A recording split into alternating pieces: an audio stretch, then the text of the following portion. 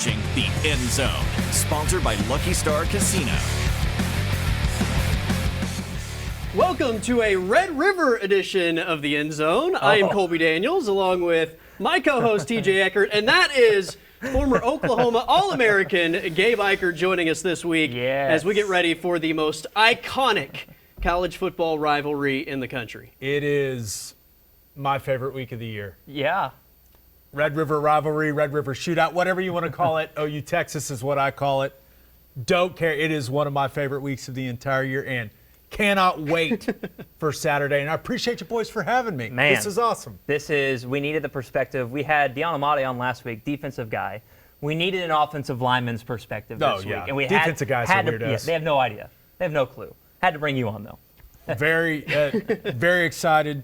I think this game is not only the best game in college football, I think it's the best spectacle in college football. Yeah. And I think there's a great argument that it's the best spectacle in all of American sports. Fair. They play a football game in the middle of a state fair. I mean, what's more American than that? There's nothing more American than, and then mere feet from the stadium, beer stands, corn dog That's stands. right. I mean, come on. Corn dogs. It's the most wax-cut American beers. thing ever. It's fantastic. You can't beat it. It's such a unique atmosphere. I think that is also why you go into this matchup, and sometimes one team is clearly better than the other, and ultimately you get a nail biter, right? You get a thrilling finish. I was asked earlier today, what is your favorite part of the game? And I've covered 10, 12 of these now. And you can probably talk about this better because you've actually played in it. But I love getting there, walking down the ramp, and as soon as you come out of that tunnel and the sun hits, you have the green grass, the blue almost skies. like blinds you. It's like sensory overload, right? Because the tunnel's so stuffy and there's no air. The air hits your face, and the smell of the fairgrounds and the orange and the crimson, and just it's sensory overload. And I just love that moment as soon as you walk out of that tunnel. And I imagine that's tenfold if you're a player. It's the best. It's the best walking down that ramp, especially when you are sharing the ramp with the other team right before the game, and some fun things can be said. It's a fantastic experience. And luckily I was able to be a captain for a couple of those games. Yep. And my favorite thing actually was getting to walk out before everyone else came out. And you just kind of walk out and you look around and you see the split, and you just you have this moment where you get to take it in before everyone comes running on the field. So that's one of my favorite memories. But it's a roller coaster. It's an emotional roller coaster of a game. And I think that's one of the reasons it is the best rivalry in college football. Is it can be your loudest home game and your loudest road game, depending on what end you're on and what's happening within the football game. There's just so many special things about it. Does it feel like a normal game whenever the game starts as a player, or is it you still have that feeling of, man, this is stinking unique? It is the one game for me, I can only speak for myself, but I've had these conversations with other guys where normally you play and you have this anxiety at the start of the game, and it kind of settles. Right. That doesn't happen in this game. You feel like you're on edge. You feel that pressure throughout the entirety of the football game, and I think it has everything to do with the stage, the setting, and then you just know how much it means to the people that are there, the people that are watching at home, the people in the state of Texas, the people in the state of Oklahoma. There's just so much that comes with it, and you feel that as a player. You can say, hey, it's a normal game. It's just like any other game. I prepared the same way. Those guys are liars. They are lying to you. Yeah. It's not the same. It is different. It meant more to me. And I have to imagine a lot of guys feel the same way. Yeah. I think that's why there's so many crazy momentum swings, right? Over the course of the history of this game, you can see whether it's a big special teams play, a turnover, a penalty even that maybe extends a drive because of the unique atmosphere and the two fan bases, one that's stressing out when things aren't going well and the other one's cheering. The momentum swings in this game can be absolutely insane. Yeah, and I think it has a lot to do with the atmosphere. I also think it has a lot to do with the rosters are pretty comparable over the years. Sure, yeah. When you think about how talented Texas has been for a long time. Now, they haven't had the recent success that we've had, but this is something like the 44th matchup between these two teams where both teams are ranked. I think I read that that's more than the Iron Bowl, the Egg Bowl, and Texas A&M, more than those three combined. Like, the teams have been good. The traditions are great. The rosters are extremely talented. And I think that leads to, you combine that with the atmosphere and everything going on within the Cotton Bowl, and I think that's what leads to the roller coaster that we ride for this football game. Well, this 2024 edition obviously is going to be a lot of fun. OU comes in as a big underdog to the #1 team in the country. That is Gabe Eichert joining us along with TJ Eckert. I am Colby Daniels. We'll talk about this unique 2024 edition. First time in the SEC. The matchup itself is next here on the End Zone.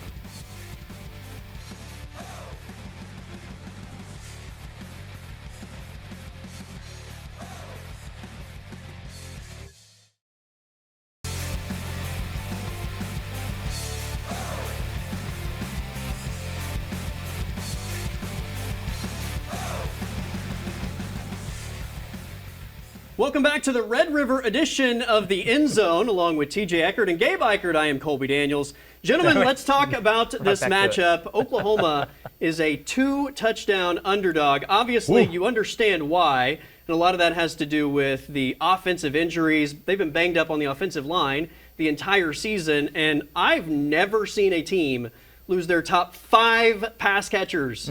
This is pretty wild, and especially the Deion Burks news. Do we have to talk about it?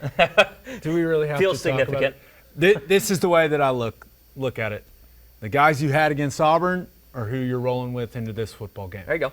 That's my expectation, and the encouraging thing, the fourth quarter of Auburn is the best execution we've seen from this offense so far this season against quality competition. So I'm hopeful that the bye week was extremely useful for this group, that execution will continue to ramp up, especially as they have the same 5 along the offensive line.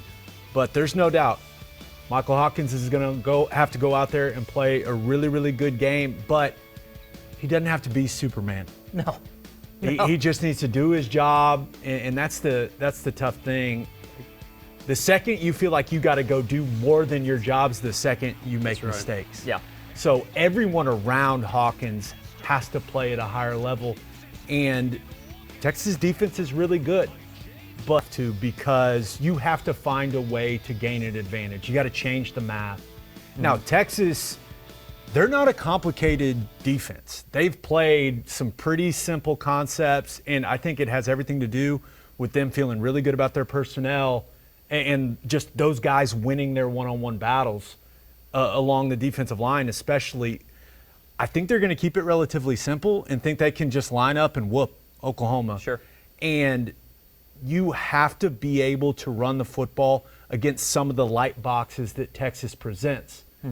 It's what they've showed up to this point in the season, and I think if you can get Hawkins more involved as a runner, designed QB run game, but also read run game, buying the respect of one of those backside defenders, that can have a big effect. But ultimately, it's about violence, man.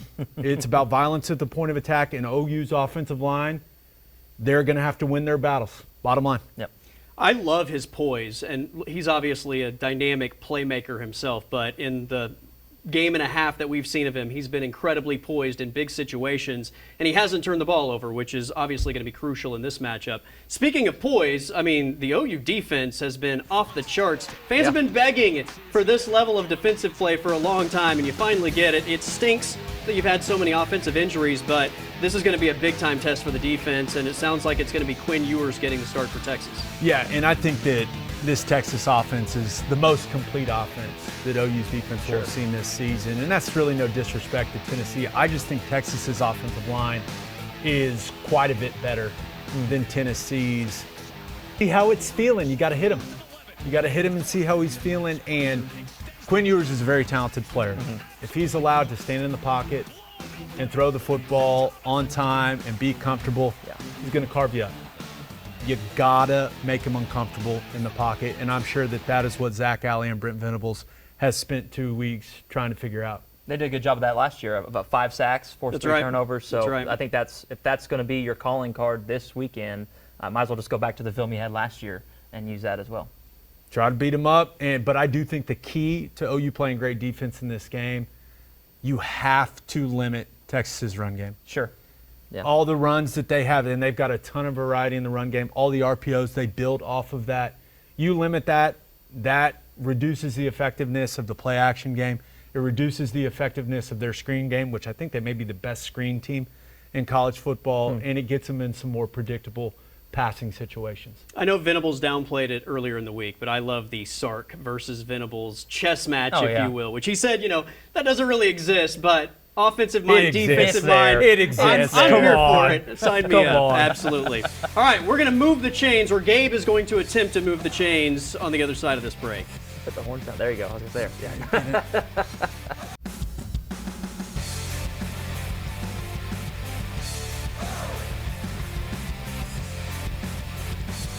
Along with TJ Eckert and Gabe Eichert, I'm Colby Daniels. It is time for everyone's favorite segment of the show, Moving the Chains. We have an offensive guy back this week, so Gabe is familiar with moving the chains, picking up first downs. You have 4 questions, 4 opportunities to gain 10 yards to move the chains in this segment. So we will judge your answers, grade your answers, and give you either positive or negative yards. So first down. Obviously, all week it's been a question about the Texas quarterback situation. We know that Michael Hawkins is the quarterback for the Sooners. Who's the most dangerous quarterback in this game? Is it Ewers, Manning, or Hawkins? It's yours. The experience factor is the difference maker. Guys played in a lot of big football games. Now, clearly doesn't have the mobility that Michael Hawkins has or the mobility that Arch Manning has, but that experience matters. You saw how he played against Michigan at the Big House earlier this season. Guy looked fantastic. But coming back from the injury, and maybe we see Hawkins, maybe a legend is born in the Cotton Bowl on Saturday. But you have to give that respect to Quinn Ewers.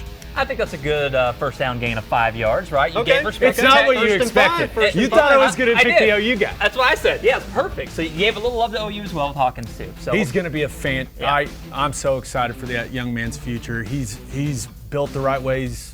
He's got the right mental makeup. He's going to be special. But Ewers, he's earned respect. By the way, since 1990, first-year starters in this game are 5-14-1. Well, there you go. I'm going to pretend you didn't tell me that. Let's go to second down. Let's do that. I didn't need to know that. That takes a lot. Most intriguing personnel matchup for you. It could be OU offense versus Texas defense. It could be position group versus position group. What would you say? This is going to be very specific, but Oklahoma's corners against Texas's wide receivers, not in coverage, but in the RPO stuff at the line of scrimmage. Yep, getting off blocks. They have to attack those plays with physicality. Texas does a tremendous job of throwing those at the line of scrimmage outside, and Isaiah Bond is very dangerous in those situations. He rips off big chunks. I mean, they're throwing it 2 or 3 yards behind the line of scrimmage. He's running for 12 yards. Yeah. You have to fit those things properly at corner and safety on the outside to prevent those and make those minimal gains. Yeah, no doubt. I love the answer. It's a good answer. I'm going to give you a gain of 1. Oh. Okay. Because I want to see the defensive line against the Texas offensive line and what that matchup looks like. I think that's going to be maybe what determines this football game. So, that is a great answer. You didn't lose yards. You didn't pick up the first down on second down. We're moving in the right direction. We're moving in the right direction. All right, this is going to be a fun one. I want you to give me your Red River fantasy football lineup. You get a quarterback, a running back, a receiver, a tight end, and then 2 defensive players. So your fantasy football dream all-time. Just OU? Or all time? You can do all Texas time. Guys, it could I guess. be Texas if you want. That would be strange. I'm not going to do that. I mean, you've been throwing the horns down the entire show, so that would be very weird. But. So, quarterback, give me Baker Mayfield. Okay. Good answer. Running back, I'm going to take the Adrian Peterson guy. Okay. He's a good player. He turned out to be good in the pros. CeeDee Lamb.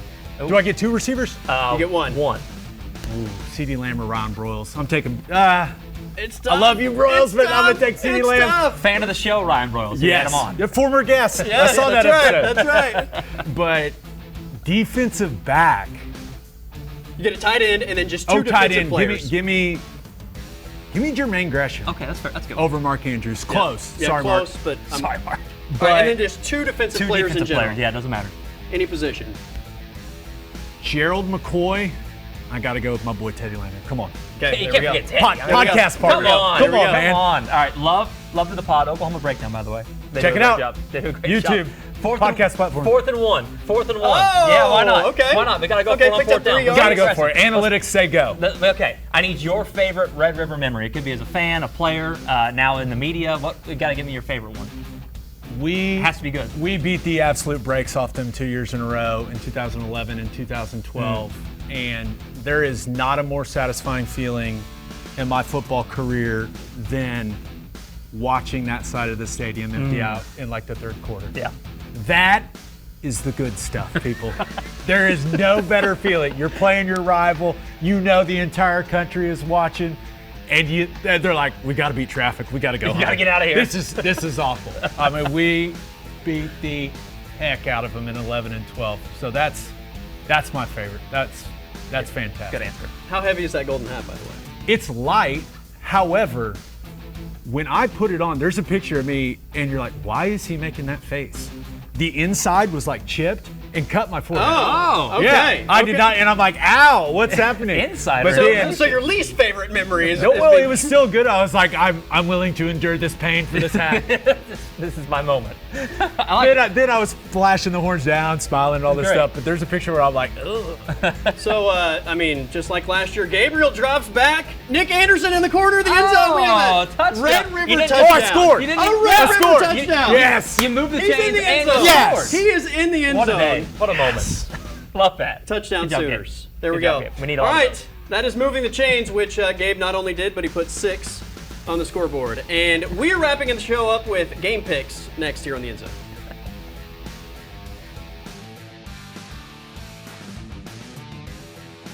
For the final time before we kick things off to the Red River rivalry this weekend, Gabe Eichert joins TJ Eckert and myself. It's time for game picks, and very quickly, let's look and see how we did last week. TJ, Rough. it was another rough one for you last weekend. We're 1 getting and 4. better. I wasn't much better, but I was You beat me better. by 1. So. Yeah, Dion had an okay week. Yeah. Overall Okay. standings, I'm picking up a little steam and separation You picked in up the overall 1. standings. You picked up 1.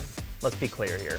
Okay. Fair enough, but hey, it's a little it's a steam. decent gap. It's a decent gap. That's all 13 I'm and saying. 7 is really good. He's doing pretty well. Way to go.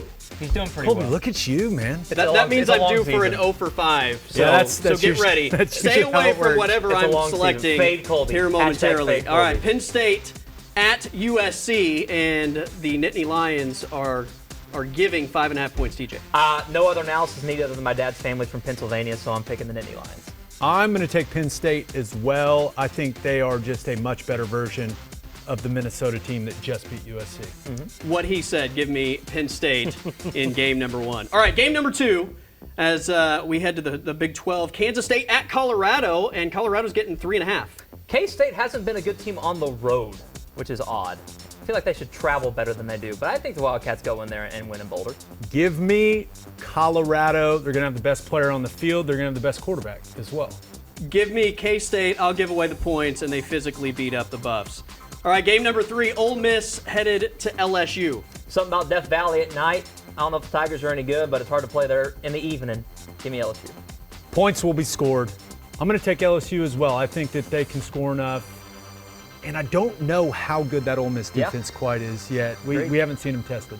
I'm still very underwhelmed by LSU, so I want to go Ole Miss, but at home, all these home dogs Death on Valley, Saturday, I can't give away that many points, so LSU.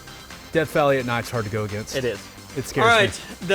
right, what some are calling the next best game of the weekend after the Red River game. Number 2, number 3, Ohio State at Oregon. Kind of hard to travel from the East Coast to the West Coast. We've seen some issues with teams doing that so far in this new look realignment. So give me the Ducks. Why not? Go Dylan Gabriel. I am going to take Ohio State. I think they're going to be better at the line of scrimmage. I think their skill talent's better.